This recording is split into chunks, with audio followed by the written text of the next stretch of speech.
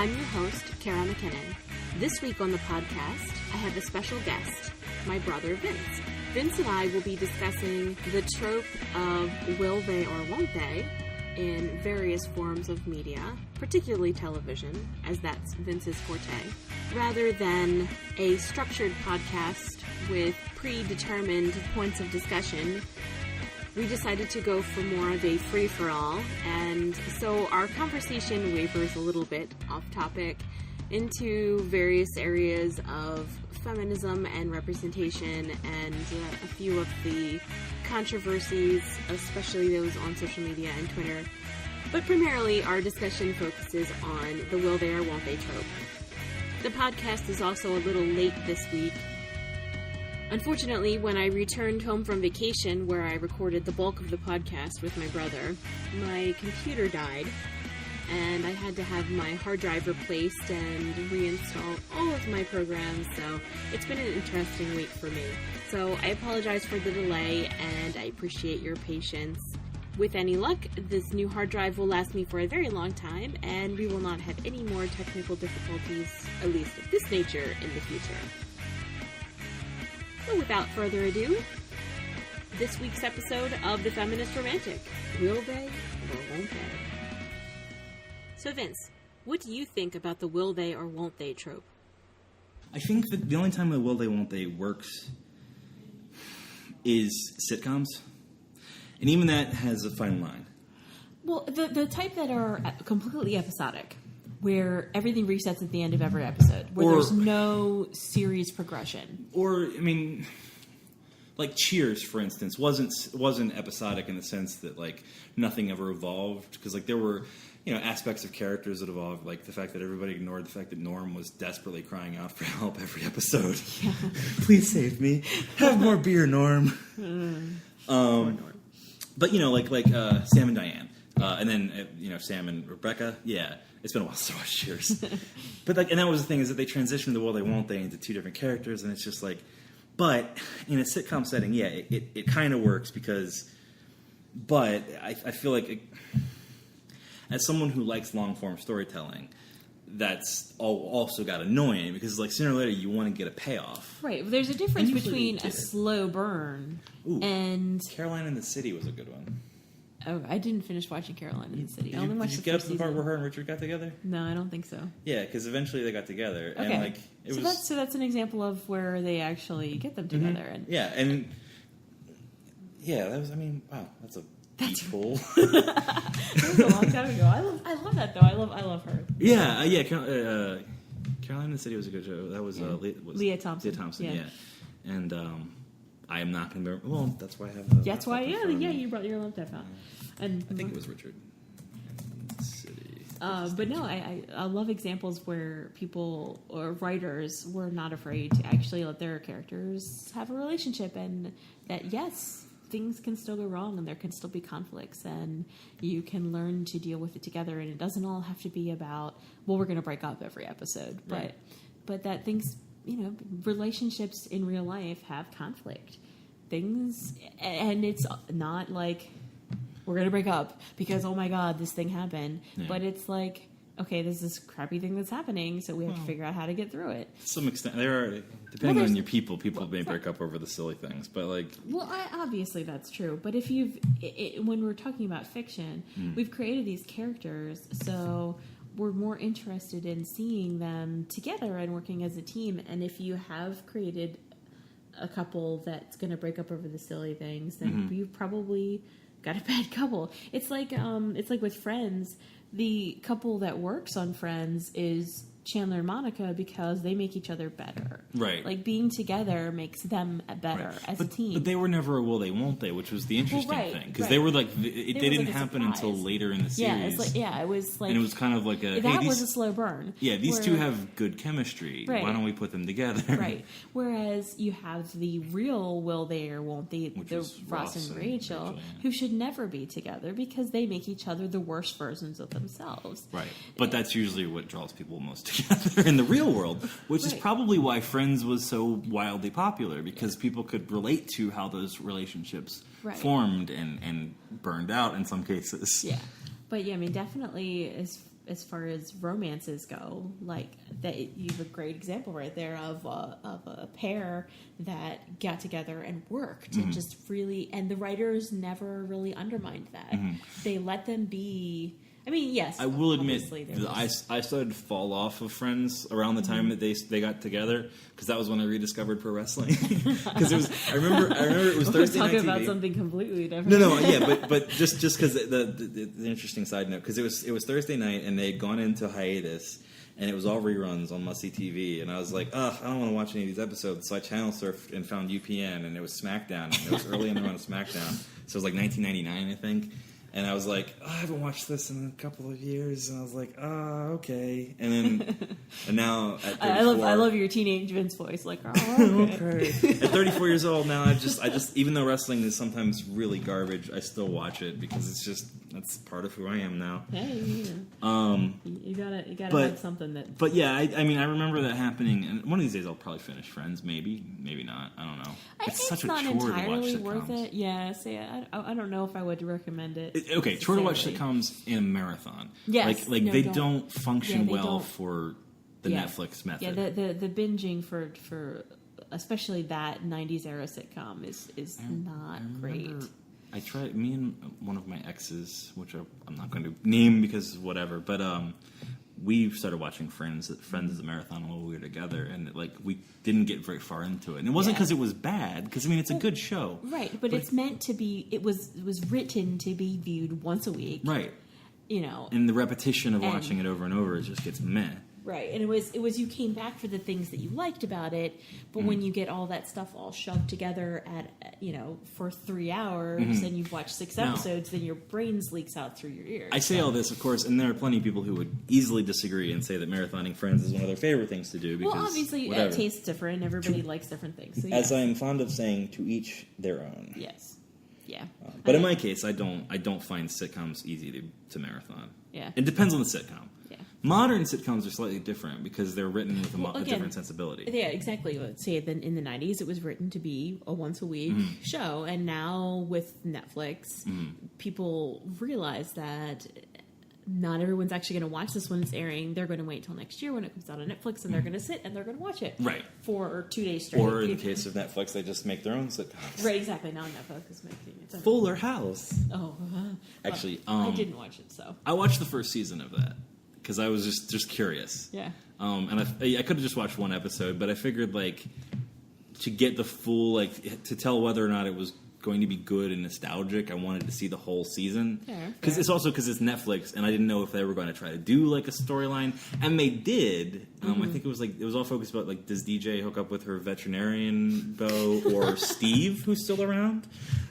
Okay. And so that was their season arc, and I was like, okay, well, that's a storyline. They didn't really have a lot of that in the old show. That's true. Yeah. And also another good one that they do that's I'm 2 seasons behind now is Kimmy Schmidt.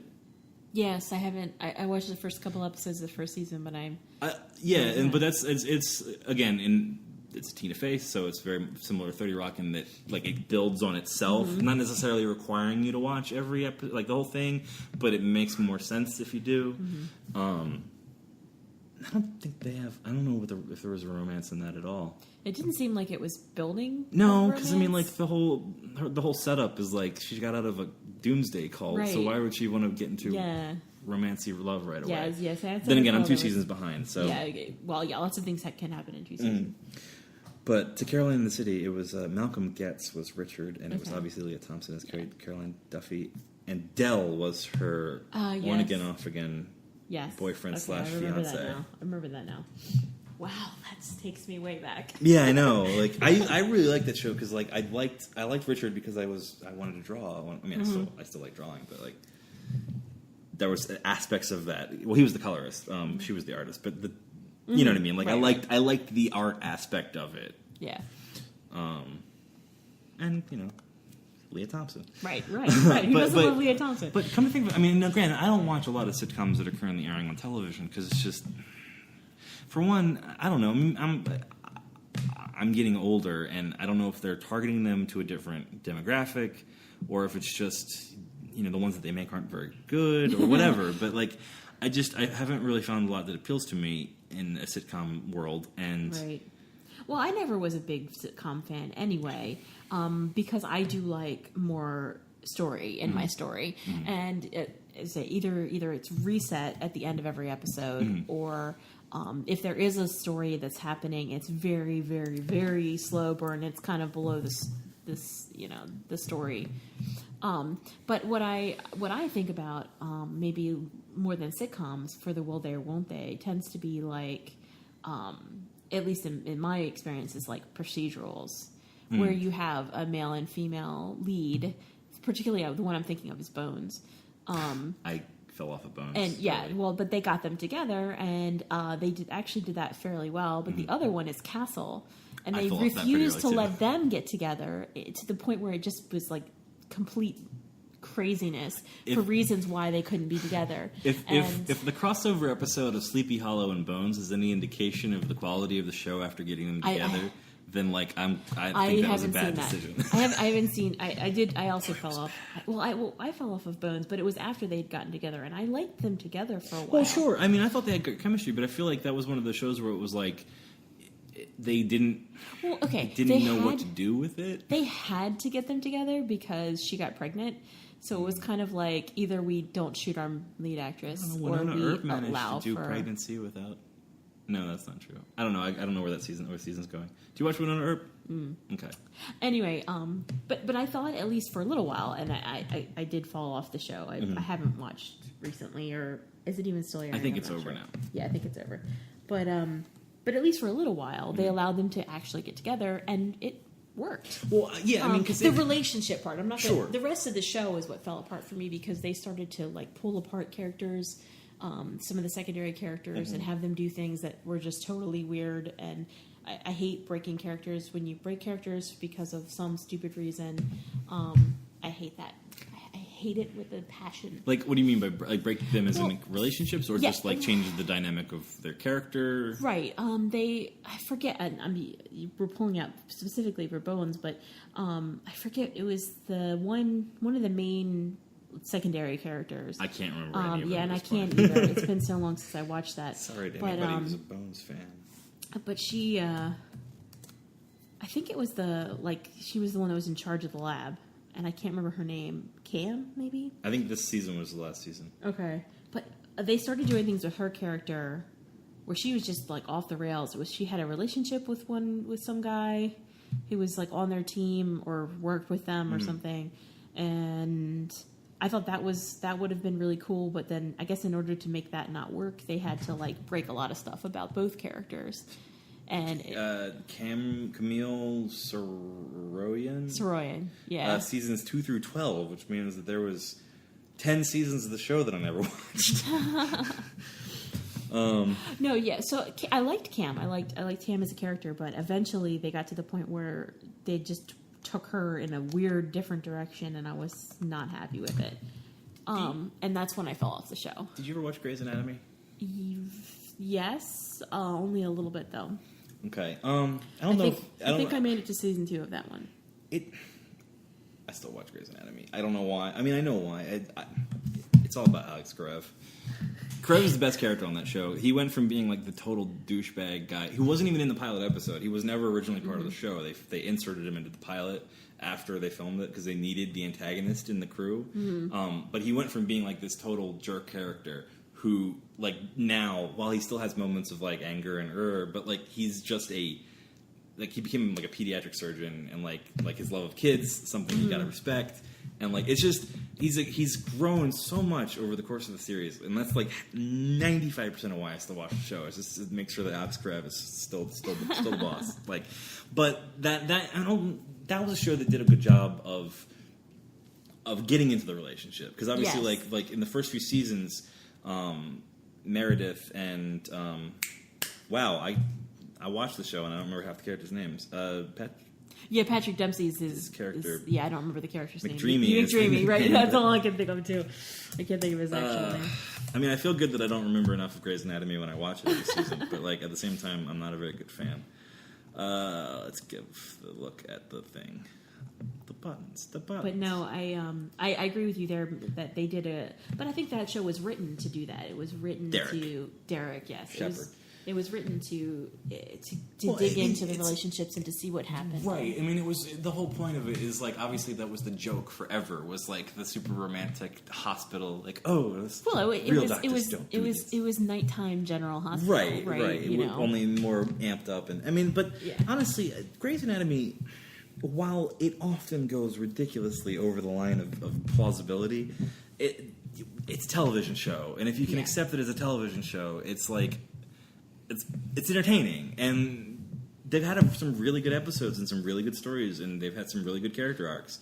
And again, I think they shifted the will they won't they off of Meredith and Derek after a few seasons because it was clear they were together then, and then they got they got posted not married. It's a thing. But like they got married, they had kids, they adopted, they had their own kids, and then they shifted it to like the other characters and their relationships and whether or not they would end up together.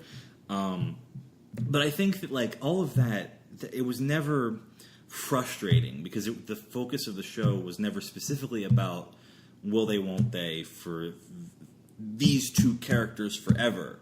Like they had these like back and forths. And then some of the characters would pair up, and then it would end. Right, exactly. And I with that show, I always felt it was very organic. I mean, maybe not every time. Plus, they rotate their cast a lot. Yeah, but generally speaking, they there were character reasons for why they would go together and then not be together anymore. And it was relatively well done. For it was all character driven. And as long as it's character driven, I will go for a really long time because if and that's great. Grey's is 100% a character driven show. Like I mean, the medical things are literally there to her opening and closing monologues, which sometimes are like a drill to my temple, are essentially monologues or whatever, voiceover narration. Yeah, I know. Like she's usually talking about like something that relates to both the medical issue they're dealing with in the show and a personal trouble that she has, and it's like so the medical stuff is always sort of there inserted there to somehow play into whatever their personal dramas are. Yes. And so it's always been about the characters on that show, and that's again probably why I enjoy it for same reasons. And just like I was saying earlier about Banshee, it's like. Banshee as a show is a show where characters make choices and have to deal with the consequences of those choices. And so many shows are just like, we're going to push you in this direction because we have a plot. Right. And you got to follow in line with the plot. And that's when television loses me. Like, Absolutely. I use escapism, to get away from the stresses of reality and shows where it's very obvious that everything is happening because somebody's stroked a pen across the page. Yeah, as soon as you can see the brushstrokes, it's very frustrating. Yeah. Right. I want to lose myself in your fiction, and you lose me when you do that. And so will they, won't they? To an extent, that's even if it's character driven, that can lose me too because it's like at some point you either go, all right, we're doing the thing, or you go, this is never going to work, so I'm going to go over here. Yeah. Well, I mean, because as you said, the will they or won't they, if it is well written and character driven, is eventually going to get to the point where it most likely is won't. Because if you have written characters who have a very deep reason to not, which is what's been keeping them apart this whole time, then they're probably never going to get together. Right. But again, if that's character driven, then you need to, as a writer, stop pushing on that button in order, to get an audience reaction. Right. You just need to accept it, and you need to push them both in different directions and make it very clear. No, this is never going to happen. But see, what they do is that they want to keep you, the reader or viewer, whichever. Wondering, is it going to happen? Is it going to happen? And that's when you get people going, okay, just get over it now. You never watched The OC, did you? No, I didn't watch The OC. Oh, man. I loved The OC. It's that show fell apart for several reasons. But, like, that was one thing that frustrated the bejesus out of me. Because if there's one thing I hate more than the will they, won't they lasting forever, it's the two characters that you want to see together get together, and then some contrived thing pushes them apart within like 5 episodes. That is the worst. And The OC, season 1 is the best season of the show because it's the purest season of the show before it got super into... I mean, there was already a lot of soap in it because, how, like, Marissa Cooper's mom was sleeping with her ex-boyfriend, and it was totally primetime soap, and I accept that entirely. But it was fun and fucking pardon. It's an explicit podcast. We're good. Okay, Adam Brody, yeah. It's Adam Brody. Oh man, I'm bad with names. It's also 11:20 at night, and we've been on vacation for a week. Yes, we should have done this earlier. Yeah, we really should have. Yeah, Adam Brody. Adam Brody, Seth Cohen, gold, just gold. His comedic timing is great. I wish he did more stuff. Like I don't know what he's been in lately, but I don't feel he's been in nearly enough. And he's married to Leighton Meester. All right, from Gossip Girl. She played Blair Waldorf. Anyway, that was another one I watched because I'm a sucker for Josh Schwartz shows. Okay. Which means I'm going to watch Runaways, which is an adaptation of a Marvel comic. Oh, okay. That was once written by Joss Whedon. That's problematic. Yeah, that is problematic. Not necessarily. Yes. Well, speaking of the Whedon, I suppose we should acknowledge the Whedon since it just came out and all this stuff is blowing up on the internet. Okay, so the Whedon issue is like his response is some of what his ex-wife said is mischaracterizing. I don't know. I personal lives I can't weigh in too deeply because we have no idea what the specifics are. But yes, it seems like he misrepresented some of his ideologies for a number of years. But I mean, I'm coming down on the side of we should probably trust the woman. Yes. Especially since a lot of people are coming out and confirming the things that she's been saying. And the most frustrating thing about it is that, like,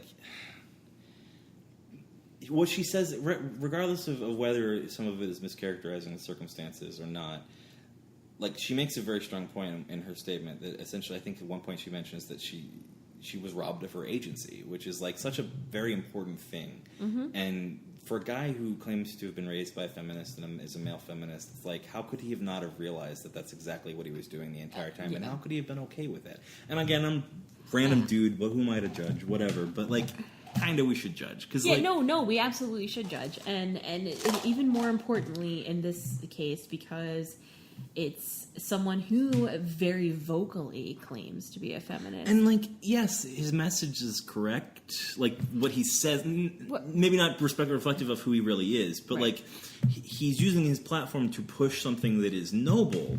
But, like, when you undercut yourself like that, It's like, then we can't, like, it's not to say that what you're saying isn't still accurate or worthwhile, but, like, it damages the message. Yes. And I think if you look at his body of work as well, that some of the realities of who he is comes out in the body of work. I know people go either way, and we'll fight on this because it's a Marvel movie. But, like, the whole, like, why would a trained assassin see herself as a monster just because she couldn't have kids? Right. That still irks me. Yeah, that scene is so badly mishandled. And I mean, I get so that there was awful. 1,000 things going on, and Marvel was coming down on him to, like, insert all of these connections to all these other movies, and it probably messed with the flow of the script and the filming and all that. But, like, that's not really a good excuse. If your whole point is to represent women, like, well, I just feel like that was such a big misstep.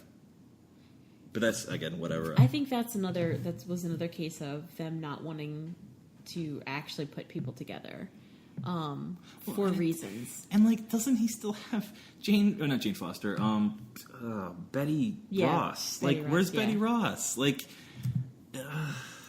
it's hard to tell with the Hulk because of the recasting. I know technically the Ed Norton one is still canon in MCU, but honestly, I still think Ed Norton was a better Hulk.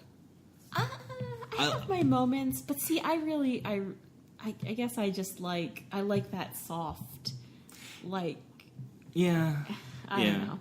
I mean, I like Ed Norton too. And I just, why can't we have Jennifer Connelly in one of our current Marvel runs? Like, come on. Maybe Disney just sees too much association with Requiem for a Dream. Anyway, that scene was terribly mishandled, and I just in general thought that was. It was weird that they did it in the first place. That they were pushing that angle because why does she need to have romance? Just because. Yeah, well, I mean that's like again, it's like not everything needs to have a romantic subplot or a thing, and it's like. And if you're going to let her have a romance, then it needs to be something that is character driven and seems to come out of her and who she is, and not because it's random. And I feel like the Marvel movies in general don't handle romance well at all. No, because like Iron Man, Tony Stark, his relationship with Pepper is not good. Oh, it's horrible. And thinking about it further, shoot, my brain just fried on it. Which character? They're all bad. But even Captain America. Right. For one, okay, Peggy Carter's great and awesome, and everything, and her show was great. It shouldn't have been canceled, but the ratings weren't there. I get that. Well, but to insert season 2 is not as good.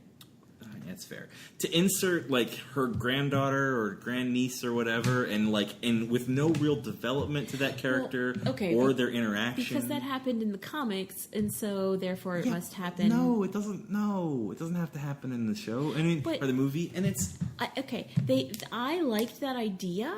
And I thought if they gave it time to breathe, right? They needed to develop it more. My point isn't that it doesn't need to happen. My point is that the way they execute romances in the Marvel universe, it's slapdash and terrible. Yeah, they don't put any effort into developing real relationships between these characters. Yeah. It's all shorthand. Hawkeye is, and I know I get yelled at for this on Twitter sometimes, but Hawkeye is boring as hell in those movies. And so they had to insert a whole I have a family on a farm, and even that relationship doesn't make a lot of sense, and there's no development there, and it's just kind of thrown in there to say, oh, I've got a wife and kids, and okay, was this literally just so we had a place to hide the characters? Yes, it was. Yes, it was, and it couldn't have been more clear that that's why that's now, there. Granted, I haven't watched Doctor Strange, or I don't know if there's another one that just came out recently. I have. I watched Doctor Strange. So I don't know if there's any romance plots in there. But Ant-Man... And Spider-Man just came out. I gotta watch Spider-Man, yeah. That was good. That's what I've heard. And there is romance in there, but that makes sense. But it's, but yeah, exactly. And it's not forever. And I imagine that they'll probably do it right because it's hard to do. It was much better done. I'm not going to give away spoilers. I'll just say that it's much better done. I think Ant-Man handled at least the setup of a relationship fairly well.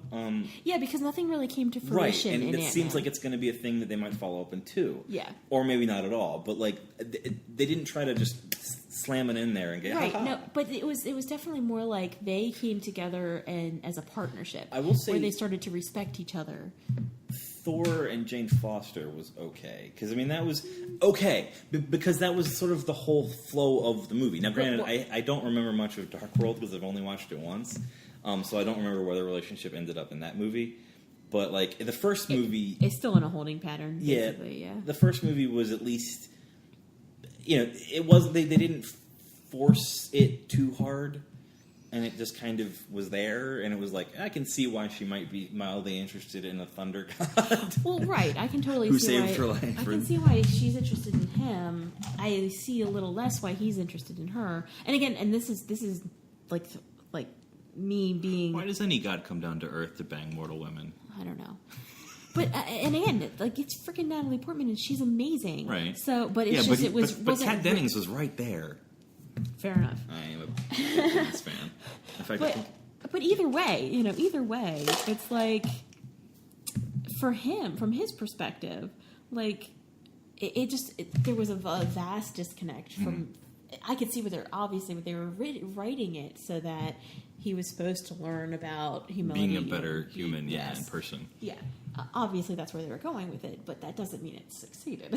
Sure, but I'm just saying, of the examples we've talked about so far from Marvel, that seems to be at least a better attempt at a romance. Exactly. It was written to be that way, rather than being kind of slapped in there as an extra at the end, or as a kind of forced conflict, or though Civil War, Captain America 2: Civil War had a great romance between Bucky and Cap. Well, yes, that is the great romance. Or was that 3? No, sorry, Winter Soldier was the one Winter Soldier, romance. yeah.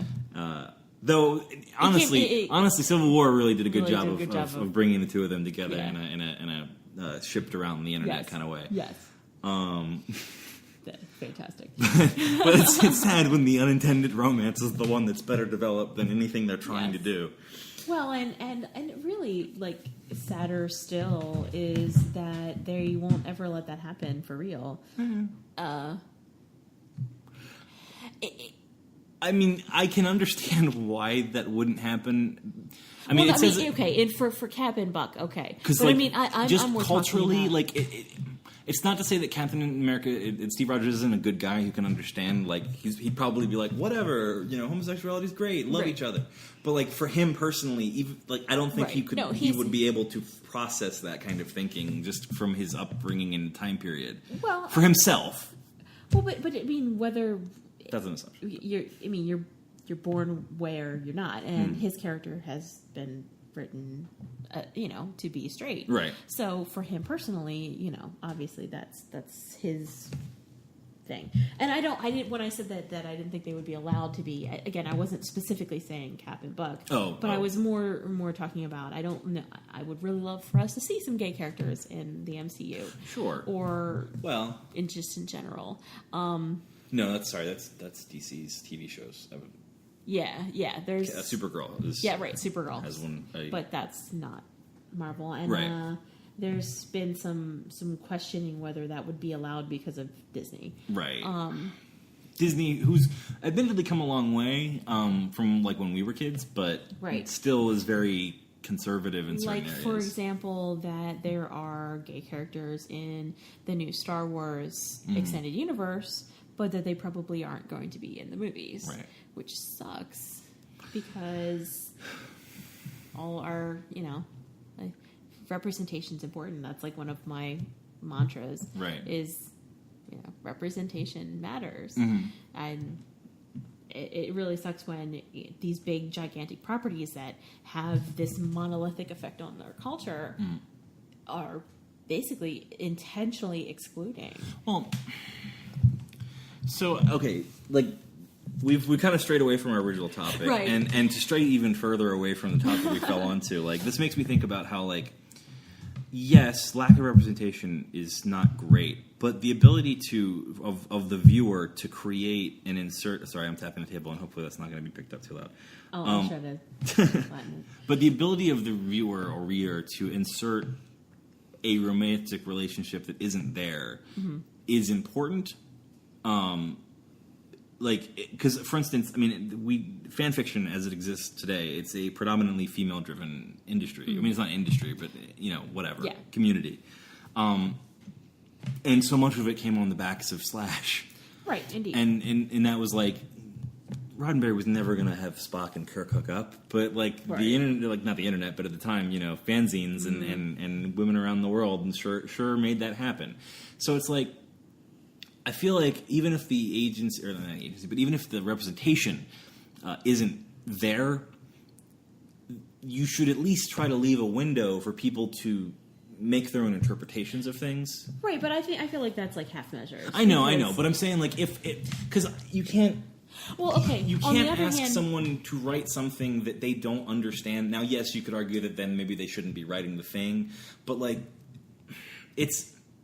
We'll find someone to help you write the thing, right? Someone who does understand. Like that's what. I guess I'm devil's advocating here, which I get, but is not great. But it's just I know that there's it's a pushback in the industry just on the sense of like, well, so and so is an experienced writer who knows these characters, they know the story, they know all this, so they're not gonna, and they don't know how to do the thing, or they don't feel like that's appropriate for the story they're trying to tell, or whatever.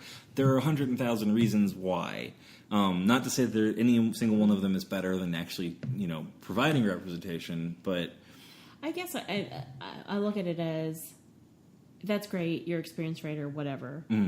But, you can bring in someone who can co-write with you, or who can at least be a sensitivity reader or a subject matter expert. And I certainly hope that we see more of that. Especially, okay, so Wonder Woman wasn't necessarily, any kind of like LGBT representation, But what it represents is that bringing in a female director and what letting Wonder Woman her did is still extremely important. Control the film and make the film her way for the most part, with a little bit of meddling from DC, but for the most part, do her thing. And the massive success of that, I'm hoping that opens the door to say maybe we should hand properties over. On an island of entirely women. Well, yes. I mean, that's there, sure. But I'm saying, like, it was implied without ever actually being forced. Well, and I like that, though. I applaud that. It's there. And that's what I'm saying. Like, it's just normal. Like, with the success of the film, I really hope that it allows for that. Because I'm not saying I don't want to see it. I'm just, again, I advocate for the devil because, like, someone's got. Right. Well, I think the devil has plenty of power. Sure. And the devil's running the industry. But but the good discussion comes from both sides of a debate. Fair enough. But I think that everything being equal, that still doesn't excuse entirely ignoring a segment of the population. I still say you need to watch Person of Interest. Yes, I watched the first season. Yeah, but that's like the representation doesn't come until like season 3. Okay, well, yes, it's on my Netflix queue. I'll get to it. Because Shoot is well, it's not eternal, and it also falls into the damn it. Someone die because of the day you're going to die. Spoiler. Sorry, I ruined it for you already. But like, it's the truth, and that's so frustrating, like ridiculously frustrating. Yeah, that's even worse in my perspective. Is that great, let's have a gay character. Okay, but somebody you love is going to die, or you're going to die, one or the other. Right. Because we can't. I mean, have that gay relationship stay on screen forever. Yep. Unless it's Sense8, and then they just get canceled by Netflix. Damn you, Netflix. But yeah, it's a complicated. No, I mean, certainly it's thing. A complicated issue, but I think at the bottom of it is repeating what I said before. Representation absolutely matters, and that we should be reaching out to writers who have this lived experience, who even if they aren't incredibly experienced, pair them up with someone who is, who can mentor them, and I guess to finish my advocate thing, I think that yes, larger properties need to have better representation, but that doesn't mean that every single piece of fiction should or is required to. Right. I also there's a lot of stuff coming out now in the fiction world specifically, and in romance, which is where I live, about own voices, and there's pushback against writers trying to write other sexualities or other genders, races, ethnic backgrounds that aren't theirs, because this space needs to belong to someone who actually lives that. Right. And I've seen arguments on both sides that I sort of agree with. In general, though, I do think own voices are important. Unfortunately, they don't get the publishing deals, and they don't get the lift. Yeah, I was reading about some young adults drama that happened on Twitter / like the internet at large. I've seen both sides of that as well. There was somebody who was called out in one of those articles by Vulture. Yeah. And she was like, I don't even know. I had one interaction with this person which was negative, and now they're dumping on me because. They also talked about a book that like before it even came out was getting panned. Well, yeah, it was advanced reviews. Yeah. So advanced reviews had gone out, and reviewers were saying, this is toxic, stay away from it. But then everybody who read it later seemed to think that it wasn't nearly as bad, and that part of it was a character growth thing. The everybody, in quotation marks there, that read it later is the generic reviewer critique populace. But isn't that more representative of like the average reader? No, or? not at all. It is not at all representative. I'm not in the novel circles. It's like the movie critics versus the movie bloggers, right? Well, but that's what I'm saying is that I look at movie bloggers as being more in touch with people. Right, but that's what I'm saying. Like, critics responded to the book, like Publishers Weekly or whatever. They responded more favorably to that book. Okay. But the bloggers, the book reviewers out in the trenches, Right. were very negative about it. And I think because most of this time, book critics are white, straight people. Yeah. And so from their perspective, they're looking at it from the way the author looked at it, which is, as you said, it's supposed to be about character growth. But what the reviewers were saying is, in order to get to the character growth at the end of the book, you have to wade through a lot of really awful things that aren't called out and and could be harmful to someone who's reading this book thinking that it's going to get to somewhere, but doesn't get there fast enough. I don't know how. I didn't read the book, so Yeah, I can't speak. All I can say is what I've read from the backlash. And both sides are I think have important things to say, because it is important to acknowledge that, especially for us straight white people, that we go through this kind of journey of figuring out where we are in the world and that we're not the shit. Right. And and that other people have different experiences and different interests and different personalities and yeah, and that's skin great colors. Right, that's great and valid, and that and we need to celebrate that as well. So that's a valid kind of journey to talk about. But is that journey really important as, say, the journey of someone of color who is, But see, I guess my argument, again, to advocate the devil, would be that, like, there should be space for all stories. Now, again, the blogger's opinion, saying, hey, don't read this book because it's toxic, certainly should weigh in on who reads the book. But the people who choose to read it, like, I don't think that necessarily, like, if they enjoy it, that it makes them horrible people. And I agree. That's definitely a place that I would fall down on that, which is that because maybe it is a white person who is bigoted, and they make the journey in the book that allows them to see other people in a different way. So, like, and that's fair, I guess. The hard thing is that. Or any other race who could be bigoted, because anybody can be a jerk. Well, yeah, anybody can be bigoted. Not everybody can be racist. It's true. That's one of those big, like, trigger things right now online, is that racism is about, and yes, everybody pulls out the dictionary definition, which doesn't say this, but the weight of the word racist these days means it's the systemic. Right, oppressive entity within the government and our society that exists after centuries of culture. But and from that, I guess, to take someone from being racist to figuring out that that's wrong and to change their mind, okay, fine. But on the other hand, that doesn't mean that somebody who's living the experience on the other side needs to read that book. Sure, but that's my point. Is that like, I'm not. If I go into the help section or self-help section and to find a book on anxiety because I have anxiety, it doesn't mean that the guy behind me needs to read the anxiety book. So it's like, again, different things for different people. Yeah, I think that the response exploded and got out of hand. Well, but that's the internet, and especially Twitter. Twitter is made for outrage. Yeah, sometimes depends on where you hide and where you hang out. But. So was the response to that a little out of hand? Probably. But that doesn't mean that both sides didn't have valid points. It just means that a lot of things got exploded. And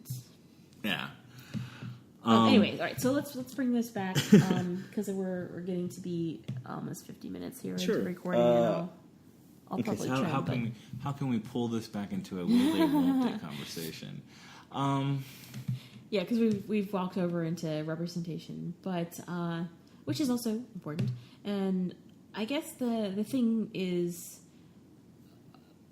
for me, representation for romance specifically, in this realm.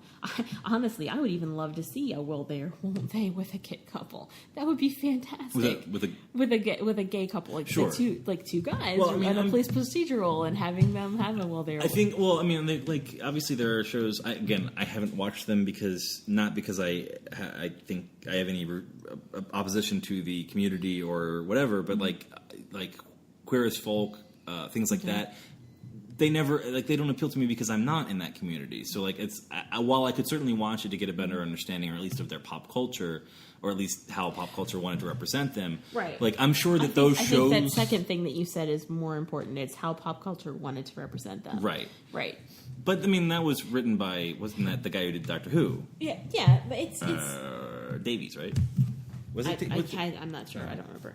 But in any case, it's I think it just needs to be normalized. Like, it should just be a police procedural or a sitcom or whatever, and it doesn't have to be flamboyant, over the top, like stereotyping. It can just be two guys or two girls, you know.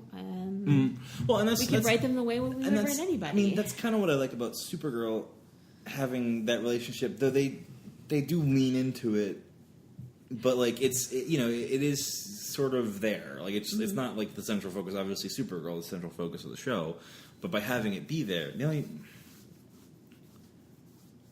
my only issue with Maggie Sawyer is that I just keep picturing comic book and animated at Maggie Sawyer, which is the way they have Maggie Sawyer on Supergirl. She feels a lot more like Renee Montoya, because Montoya in Batman was a gay cop, whereas, and I could be wrong because I haven't read the comics in a while, but at least animated Maggie Sawyer and comic book Maggie Sawyer was not. But that's fine, whatever. It's a new medium. It's not as story.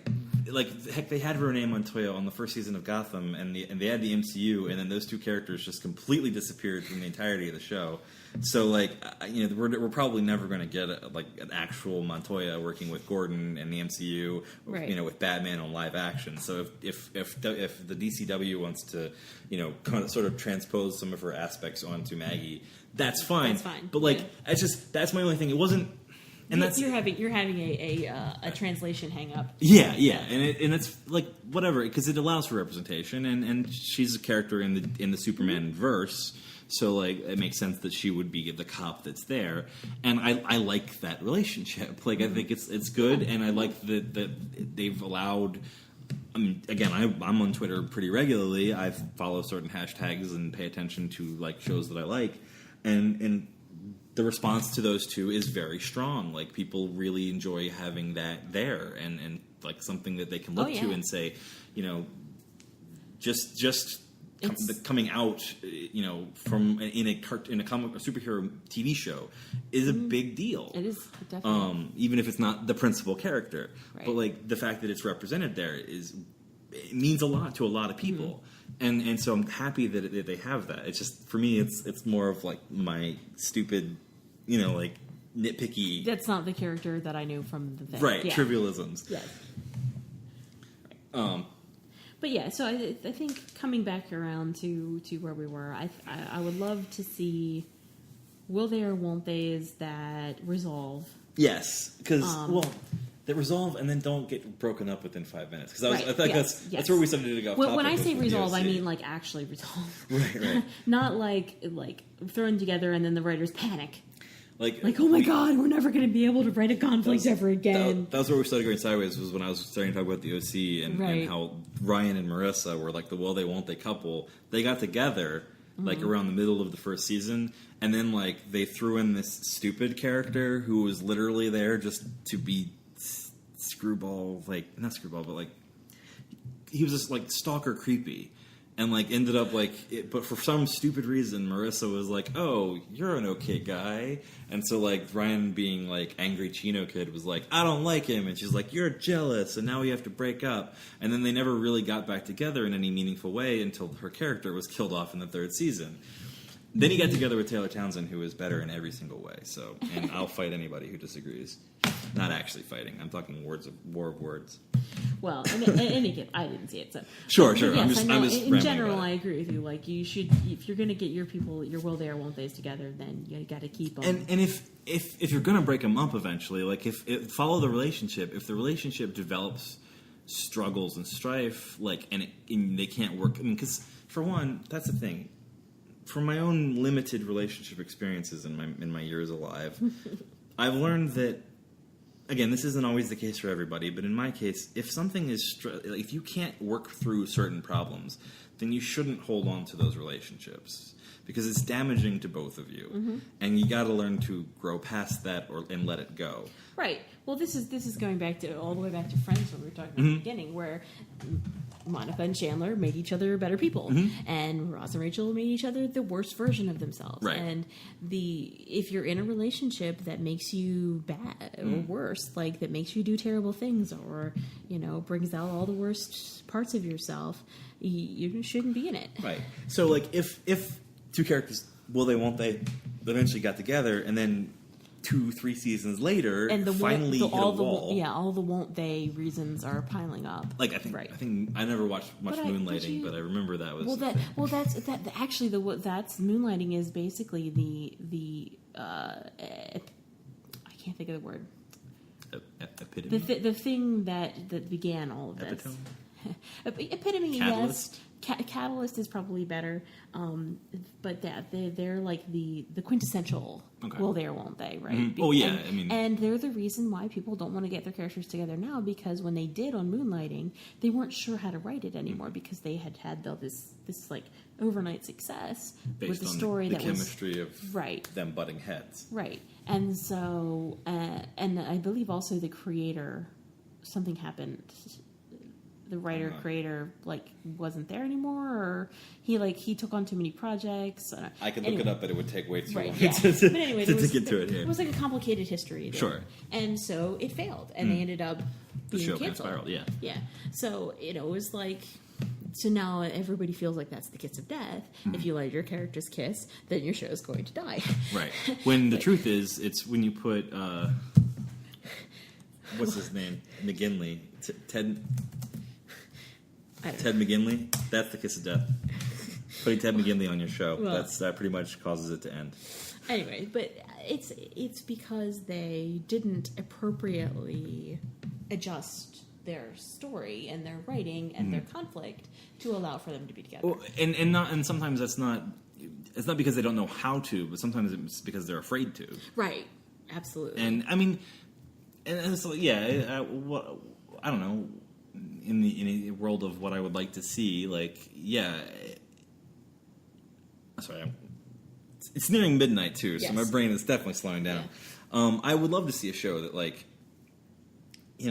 it really truly deeply explored relationships. And I mean, I'm sure there are probably more than a few that I've missed because again, there were over 400 shows produced in the year 2016, and we're halfway through 2017, and I have no idea what that number is going to be up to this year. Yeah. So you can't watch all you just can't. You can't watch every TV show. And I'm sure that there's a couple of HBO shows that have been exploring relationships. Right. Well, in Premiere TV, they're able to do a lot of things that you can't do on broadcast. Right. And I'm not even talking about sex. Right. Just subject matter that is. Yeah, and format, and it doesn't have to fit our ideas of what an hour of television is supposed to be. You can play with format, you can play with storytelling, you can play with relationships, you can play with all kinds of things. Right, and I think that's probably why we don't see as much. And again, I haven't watched nearly as much television as I used to, so I can't speak to everything, and I'm sure there's a few that I've missed. But I don't think we see as much will they, won't they in television anymore. And if it's done in a more subtle way. Like it's not the focus of a show. It's sort of a side point. I think what the couple that I mentioned already, Castle and Bones, are kind of the two of the standouts that I can think of recently, and both of those shows are over now. Much though I'm loath to bring the show up, I think if I'm not mistaken, Big Bang Theory is a will they won't they show. Oh, I don't know. I haven't seen it. I've heard too many sparing episodes, and it's torture. Yeah, I've heard too many people say that it's completely terrible representation. As someone who is very much a nerd, Right, not a rocket scientist by any stretch of the imagination. Right. But it's a bad representation of nerd culture. It's a bad representation of being on the spectrum. So apparently something was like fixed by him having sex, which is totally not. I don't know. I don't watch the show. Yeah. But all of those things together made me not really want to watch. Right. The show. But I know like if I remember correctly from like the few episodes I watched a while back, like it starts off with like one of Galecki's character like is interested in the actress down the hall, and like but she doesn't understand their geek-isms, so it's like it's not, I don't know if it's so much will they won't they as it is like him trying to get the normal girl to understand. Okay. I watched like a few episodes. I don't know. I laughed but again, once at something that wasn't a joke. You're looking at that. I mean, it's a sitcom, so it's a similar. And I think a lot of the sitcoms, as long as they're still predicated on that 30-minute once a week reset at the end of every episode, kind of. Yeah, I mean, obviously there can be some progression, but you know what did it right? Boy Meets World. The greatest show for my childhood. No, but seriously, like it wasn't ever really a will they won't they, but because but they were growing up, and it was more of a like where are we in our lives, and what was so interesting about that was that it wasn't even like that was never the focus of the show when it started, because like he was in the point of middle school where it's like girls, no. But like they hinted at it a few times, because it was like, and when you're 13 and a boy, like, yeah, you are starting to notice girls, and maybe you do want to spend a little more time hanging out with them, but like, I don't know, they're still weird and creepy. Well, I hope they're not creepy. You know what I mean? Like, I'm being melodramatic, but like, I think the show did a really good job of transitioning into. Yeah. I mean, they kind of fell into their relationship pretty quickly, and then they broke up a few times. But but that's normal high school, right? And when it happened, like I remember when I marathoned through it a couple years ago, it wasn't very many episodes that they were really apart. But like as a kid, I think they had like a season break at one point, and it was like 5 episodes maybe. And I'm just guessing. And then there was like a break at some point because it felt like they were apart for like years. And I was like, when are Corey and Topanga getting back together? And I will admit that as a grown man with no kids, I did watch Girl Meets World. And I felt like it was such a great companion to Boy Meets World, because like even though like I'm not a teenage girl in the new millennia, like there were so many DNA aspects that remain from Boy Meets World, and their relationship, Corey and Topanga, like persists in so much of the same way that it did, when I was a kid.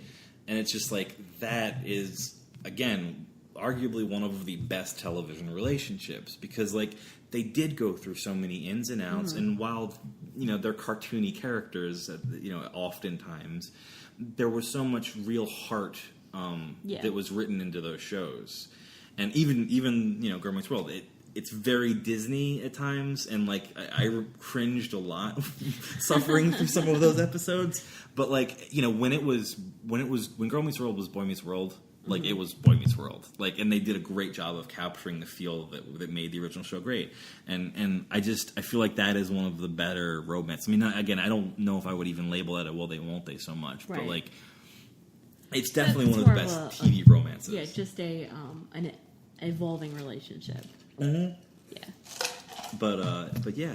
All right. Well, on that note, I managed to squeeze in some Boy Meets World talk, so I feel good about that. But yeah, I mean, it's a trope for sure, but it's one that I think, if handled correctly, can work well. Right.